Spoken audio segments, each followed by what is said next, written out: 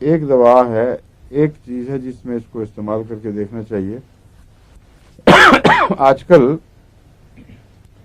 Epilepsy کا رجحان بہت بڑھ گیا ہے. جتنا انسیڈنٹ ایپیلیپسی کا میں نے دیکھا اس دور میں پہلے کبھی نہیں دیکھا. اور اس کی کئی وجوہات ہو سکتی ہیں. ان میں ایک وجہ خوراک کی خاص کوئی خرابیاں بھی ہو سکتی ہیں. آج کل نئے نئے پریزرویٹو بن گئے ہیں، یا پیدائش کے وقت کی کوئی ٹریٹمنٹ جو دیتے ہیں یہ ان کا بھی بچوں کے ذہن پہ اثر پڑ سکتا ہے. سلفر ڈرگز وغیرہ سے جو بیماریاں کیور کرتے ہیں ہو سکتا ہے ان کا اثر ہو. لیکن یہ ایک افسوسناک بات ہے کہ جو مجھے اپنی ڈاک سے پتہ چلتی ہے کہ بہت بڑھ رہا ہے رجحان ایپیلیپسی کا. اور یہ ہے بڑی خوفناک تکلیف. جو مریض ہے اس کے لیے تو ہے ہی، لیکن ماں باپ کے لیے بہت بڑی تکلیف دہ ہے. اس لیے ایپیلیپسی پہ ہمیں زیادہ توجہ کرنی چاہیے. کوئی ایسی دوائیں جو ٹکسالی کے علاوہ ہوں، جو کیوریٹو ثابت ہوں، وہ ڈھونڈنی چاہیے. اس دوا کے متعلق کہا جاتا ہے کہ اس کا ایپیلیپسی پہ کیوریٹو اثر ہے. اور یہ بات ڈاکٹر کینٹ نے لکھی ہے کہ it cures the under lying basis of epilepsy. یہ انڈر لائنگ ایپیلیپسی کے بیسس کو کیور کرتی ہے. اب یہ کہنا کہ under lying basis of epilepsy کو کیور کرتی ہے ایک بڑا ویگ سا جملہ ہے جو ڈاکٹر کینٹ سے توقع نہیں تھی کہ اس قسم کا ویگ جملہ کہے. وہ بہت چوٹی کا ایلوپیتھک ڈاکٹر اور سرجن بھی تھا، سمجھتا تھا سارے نظام کو. ایپیلیپسی کے بعض ایپیلیپسیز ایسی ہیں جو برین میں ٹیومر کے نتیجے میں ہوتی ہیں. بعض ہوتی ہیں برین میں انجری پہنچ جائے اور سکار رہ جائے. بعض پیدائشی طور پر سکل بگڑی ہوئی ہوتی ہے اور اس کو اب ماتھا دیکھتے ہی ایپیلیپٹک کا بغیر اس کے کچھ کہے فوراً پہچان لیتے ہیں یہ جو بچہ ہے یہ ایپیلیپٹک ہے. بعض لوگ لے کے آتے ہیں بچے کو تو اس کے ماتھے کی خاص آگے تنگ شکل دکھائی دیتی ہے اور اس پہ رواں بھی بالوں کا نسبتاً زیادہ ہوتا ہے. تو ایسا بچہ فوراً پہچانا جاتا ہے کہ ایپیلیپٹک ہے. وہ اسٹیٹس ایپیلیپسی ہے.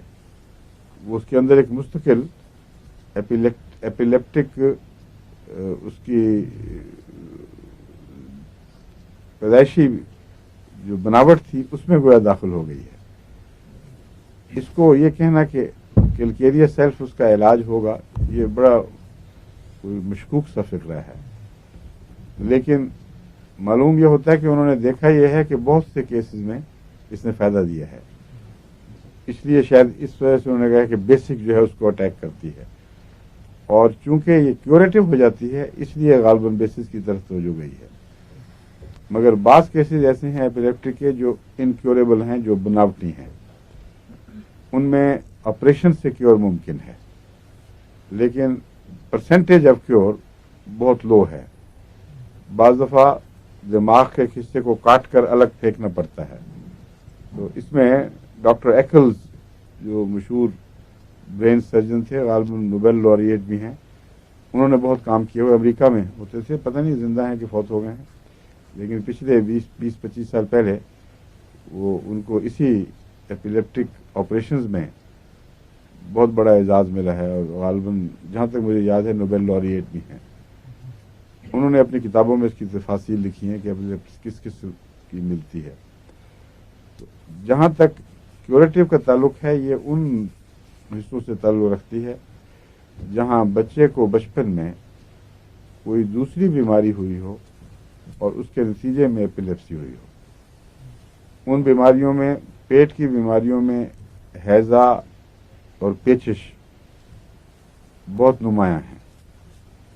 وہ اگر زبردستی ٹھیک کر دی جائیں، زہریلے دست ہوں اور خطرناک پیچش ہو اور اس کو بعض دفعہ دستوں کو بسمت وغیرہ دے کر ڈاکٹر تو خوش کر دیتے ہیں اور بڑا کریڈٹ مل جاتا ہے کہ دیکھو فوراً بچہ ٹھیک ہو گیا. لیکن وہ جو بیماری کا جز تھا جس نے وہ پیدا کیا تھا اور پانی خام خانتریوں کی طرف نکل رہا تھا وہ ٹھیک نہیں ہوا ہوتا. ایسے مریضوں میں اور ہیضے کے مریضوں میں اگر ان کو زبردستی کیور کیا جائے اینٹی بایوٹک دے کر، یہ کافی رجحان پایا جاتا ہے کہ ان کو ایپیلیپسی ہو جائے. اور بعض ایسے کیسز تھے جن میں کیوپرم اسی لیے میں دیتا رہا، اور کیوپرم کو میں نے عام روزانہ کی دوا کے طور پر استعمال کیا. کیوپرم کے علاوہ آرٹیمیسیا مدر ٹنکچر میں دیتا رہا ہوں، لیکن کسی جگہ بھی میں نے کیوپرم اور اس کو کیوریٹو نہیں دیکھا، بلکہ مستقل دیتے رہنا پڑتا ہے. بعض یہ فائدہ ہے کہ بہت لمبا فاصلہ پڑ جاتا ہے، لیکن میں اونچی طاقت بھی دے کے دیکھی ہے تو کیوریٹو کام مجھے نظر نہیں آیا. اس کا مطلب یہ ہے کہ اس کی تلاش کے لیے ہمیں اور دواؤں کی ضرورت ہے. بعض دوسری دوائیں ایسی استعمال میں نے کر کے دیکھی ہیں جن کے نتیجے میں جب کیور ہوئی ہے تو کیور سے پہلے وہ بیماری عود کی آئی ہے جو پہلے تھی. اگر شدید بخار ہوا ہے بچے کو اور اس کے نتیجے پہ دماغ پہ کوئی اثر پڑا ہے تو اس صورت میں بعض دفعہ شدید بخار بغیر کسی وجہ کے اچانک واپس آ جاتا ہے. پیٹ میں اگر تکلیف تھی تو پیٹ میں شدید بل پڑیں گے اور دکھ محسوس ہوگی، تو ایسے ریئیکشن میں اس کو خام خواہ فوری طور پر دبانا نہیں ہے، وہ بہت ہی نقصان دہ ثابت ہوگا. یہ زیادہ دیر چلتا ہی نہیں ہے، مر نہیں جاتا بچہ 24 گھنٹے کے اندر. بڑا یعنی ایسی بیماریاں نہیں ہیں جو اس کی جان لیوا ثابت ہوں، لیکن 24 گھنٹے کے اندر اگر یہ ریئیکشن ہے تو خود بخود دبنا شروع ہو جاتا ہے. اس کے لیے بعض دفعہ مددگار دوائیں دی جا سکتی ہیں، مثلا آرسنک وغیرہ بخار کے لیے، اور تھوڑا سا اسپیزم دور کرنے کے لیے پیٹ کے لیے کچھ دے دیں. مگر اینٹی بایوٹک اور اسٹرانگ کیوریٹیوز جو سپریس کر دیں بیماری کو، اس سے احتراز لازم ہے. ایسی صورت میں جب وہ بچہ یا بڑا اس دور سے خود بخود نکلا ہے تو اللہ تعالیٰ کے فضل سے پھر وہ بیماری کی بنیاد ختم ہو جاتی ہے.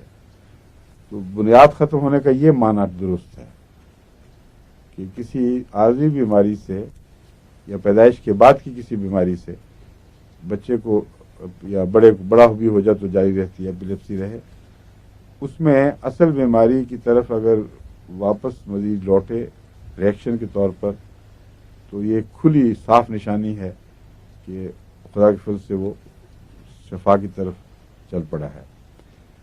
لیکن بعض دفعہ نہیں بھی ہوتا، یہ پن پوائنٹ ہونا ضروری نہیں ہے، مگر علاج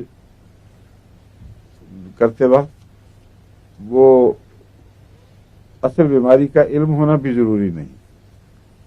بعض دفعہ بعد میں خود بخود ظاہر ہوتی ہے، لیکن علاج کرتے وقت جو چیز دیکھنی چاہیے وہ یہ ہے کہ اورا کہاں سے شروع ہوا ہے.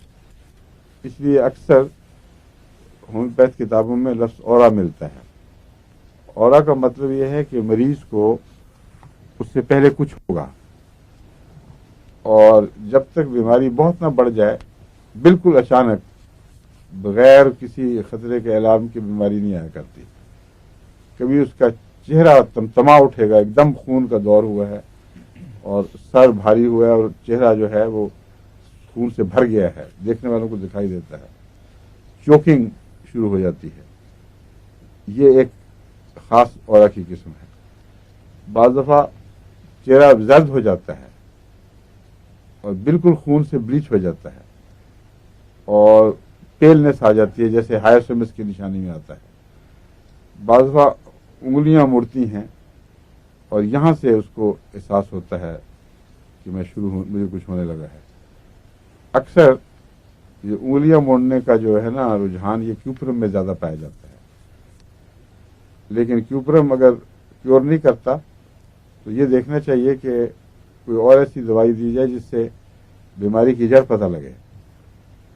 بعض دفعہ دل پہ گھبراہٹ ہوتی ہے، بعض دفعہ معدے میں کئی قسم کی ایپیلیپسیز ہیں. بعض دفعہ جنات دکھائی دینے لگتے ہیں اور خوف کئی قسم کے آنے شروع ہو جاتے ہیں. تو یہ جو قسمیں ہیں یہ نسبتاً کم خطرناک ہیں اور زیادہ پائی جاتی ہیں.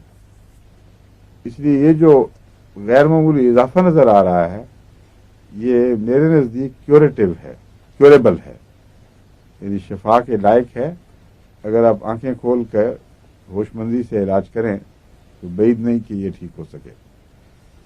بعض کیسز میں جہاں خون کا رجحان جاتا ہے پہلے بیلاڈونا کی طرف دماغ میں خیال آتا ہے، لیکن بیلاڈونا کیوریٹو نہیں ہوتا. اس میں فائدہ کچھ دیر دے بھی دے تو پھر رک جاتا ہے. اور بھی کئی چیزوں میں یہ خون کا رجحان سر کی طرف پایا جاتا ہے. مثلا ہائیڈروسائنک ایسڈ ہے HCN، یہ یہاں اسپیزم پیدا کرتا ہے. گردن کے اندر سب سے زیادہ اس کا حملہ سانس کی نالیوں پر ہے، اور اس کے اسپیزم کے ساتھ ہی چہرہ ایک دم تما اٹھے گا، خون بڑے زور کرے گا چہرے کی طرف. یوں معلوم ہوتا ہے کہ اسپیزم اس کا صرف سانس کی نالیوں کا نہیں بلکہ سارے اس دائرے کے ساتھ تعلق رکھتا ہے. اس نے خون کا تعلق اوپر اور نیچے سے منقطع کیا ہے، اور جو خون اوپر گیا ہے وہ وہیں اکٹھا ہو گیا ہے. ایسی کیفیت دکھائی دیتی ہے. ایسی صورت میں ہائیوسیمس بھی نہ ہائیڈروسائنک ایسڈ بھی ایپیلیپسی کی دواؤں میں ایک نمایاں دوا بن جاتی ہے. جہاں بلڈ کا رجحان چہرے کی طرف ہو.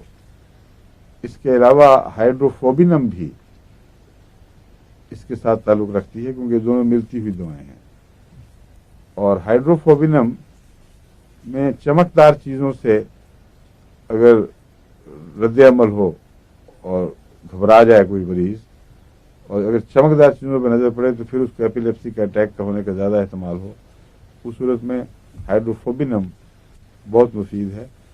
اور یہ ایسی دوا ہے جس کو ہائیڈروسائنک ایسڈ کے ساتھ ملا کر دیا جائے تو کوئی ایک دوسرے سے ٹکراؤ نہیں ہے بلکہ ایک دوسرے کے مددگار ہو جاتے ہیں، مددگار ہو جاتے ہیں.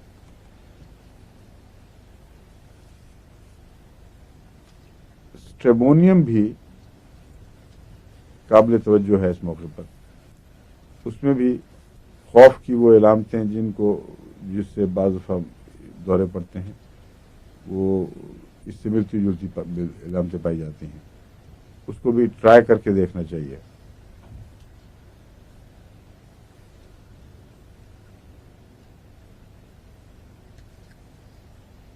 آرنیکا اور آرسنک وغیرہ اگر اس میں مددگار کے طور پر دینا ہے تو ہفتے یا 10 دن میں اونچی طاقت میں دیا جائے اور ایک ڈوز کے طور پر. چھوٹی ڈوزوں میں لمبا عرصہ کا فائدہ نہیں دیتی. 1000 یا 10,000 میں آف اینڈ آن، کبھی مہینے میں ایک دفعہ، کبھی 15 دن میں ایک دفعہ اس طرح دیا جائے تو ایسے مریضوں میں کانفیڈنس پیدا کرنے کے لیے بہت اہم ہے. حالانکہ ایپیلیپسی کی دوا نہیں ہے. یہ میں اس لیے بتا رہا ہوں کہ جہاں مریض کو ایک دفعہ ایپیلیپسی کا اٹیک ہو اس کے بعد فیئر کا آغاز میں نہ بھی ہو، وہ ایک مستقل ایلیمنٹ بن جاتا ہے، ایک مستقل محرک بن جاتا. خوف ایک مستقل محرک بن جاتا ہے، اعتماد اٹھ جاتا ہے اور ہر وقت یہ ڈر کہ کچھ ہو نہ جائے. اس ڈر کی وجہ سے جو اسپیزم کی یا اس کو تشنج کی کیفیات ہیں ان کو تقویت ملتی ہے. تو اس لیے جو بھی آپ علاج کریں اس میں اگر کبھی کبھی آرنیکا اور آرسنک 1000 میں دیتے رہیں تو عمومی مفید ہوگا اور آپ کی صحیح دوا کو کام کرنے میں مدد دے گا، اس کے لیے سہولت مہیا کرے گا. کلکیریا سیلف میں جو ہے نا underlying bases of epilepsy, اس کا صرف اس محدود معنی میں اس کو قبول کیا جا سکتا ہے جو میں نے بتایا ہے کہ وہ مستقل کنجینیٹل نہ ہو، جو ورثے میں ملی ہوئی ہے اور وہ اس کی اعضاء کی شکلیں بگڑی ہوئی ہیں، تو پھر یہ مفید ہو سکتی ہے اور جڑ سے بھی نکال سکتی ہے بیماری کو. لیکن جو مستقل نوعیت کی ہے اس میں اگر ایلوپیتھک دوائیں مناسب کام نہ آئیں تو ایسے مریض کو ہومیوپیتھ کے پاس کو اپنے پاس لٹکانا جائز نہیں ہے. اس کو جو آج کل ایلوپیتھک ڈرگز بن گئی ہیں بڑی طاقتور، وہ سپریس کر دیتی ہیں اور تشنج کو روک دیتی ہیں. اس کی وجہ سے مریض یا سویا رہے گا یا غافل سا رہے گا لیکن تکلیف سے بچا رہتا ہے اور اس سے زیادہ اس کے لیے کچھ ہو نہیں سکتا. تو ایسی جگہ کیور کے لیے ہاتھ ڈالنا جہاں ہمارا تجربہ بتا رہا ہے کہ کیور ہوتی نہیں، اور یہ کہہ رکھنا کہ ایلوپیتھی کے پاس نہیں جانا یہ ناجائز بات ہے. اس کے بدلے اور بھی علاج ہیں. ایک چینی سسٹم ہے علاج کا، میں نے پہلے بھی ذکر کیا تھا. وہ کافی مہنگا وہاں سے ملتا رہا. وہ میں نے دوائیں منگوا کر جہاں تجربہ کی، بعضوں میں تو بالکل ناکام رہی ہیں. ان کو ایک ذرے کا بھی فائدہ نہیں پہنچا بلکہ تھوڑا سا خراب کیا. لیکن بعض کیسز میں اتنا حیرت انگیز فائدہ ہوا ہے کہ یقین نہیں آتا. تو شروع کرتے ہی بیماری بالکل یکسر غائب ہو گئی. اور وہ کیسز وہ ہیں جو 8-8, 10-10, 15-15 سال کے بھی، لیکن پرسنٹیج جو وہ کلیم کرتے تھے اس سے بہت کم نکلی. انہوں نے یہ دعویٰ کیا ہوا تھا کہ 70% تو شفا پا جاتے ہیں یا بہت زیادہ بیماری کمزور پڑ جاتی ہے، اور باقی 20% ایسے ہیں جو کافی فائدہ اٹھاتے ہیں اور 10% پہ کام نہیں کرتی. میرے نزدیک تو 70% پہ شاید کام نہ کرتی ہو، کچھ فائدہ دے گی. اور شفا کا جو ہے وہ 25-30% سے زیادہ اس کا حصہ نہیں ہے. مگر ہم کر رہے ہیں ابھی تجربے، اور بھی دوا منگوائی ہوئی ہے. وہ 15-20 مریضوں کے تجربے ہوں گے، پھر صحیح پتہ چلے گا.